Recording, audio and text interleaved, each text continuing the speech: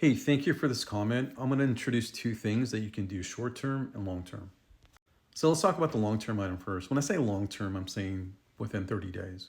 If you're a manager or new manager, it's very important and critical that you establish your roles and responsibilities matrix that will set the foundation for all expectations and communications going forward. And what this looks like is just a matrix that talks about roles and responsibilities that are tied to a specific KPI, that are tied to a specific goal. This, you could talk about quality, safety, service, productivity, performance, and culture. So if you do this correctly, that'll establish the foundation of the conversation you have with the employee. For example, if you do a matrix, roles and responsibility, and you have a conversation with an employee and say, hey, these are everything they're responsible for, and these are some of the responsibilities.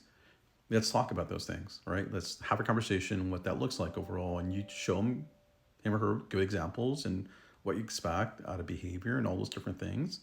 And once you establish that conversation, boom, everyone signs off on it. Then that in itself sets a foundation for all the conversations going forward. Now let's talk about the short-term item. So the short-term item on this, you might want to pull the individual room to find out what is exactly going on. I've had to do this many times as a new manager or even a new supervisor to really understand what the person is going through.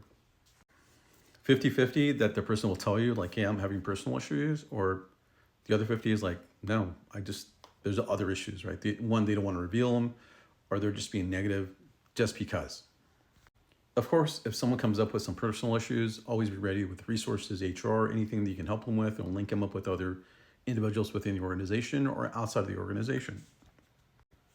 And if it's the second part to that, you have to kind of lay down the law to find out, hey, you know what, this is the behavior we're looking for, and we can't accept this negative behavior, and these are going to be the consequences if you continue doing these things.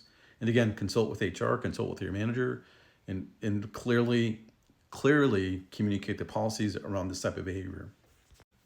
Then the real challenge is once you leave the room and they clearly understand where the consequences are of their behavior, once they do that, you have to pull them in again and document it and write it all up and consult with your manager and HR on what you're doing, right? Always keep HR in the loop and your manager in the loop even before you document anything, because you don't want to get blindsided with HR or your manager because this person went escalate the issue without them knowing. Okay?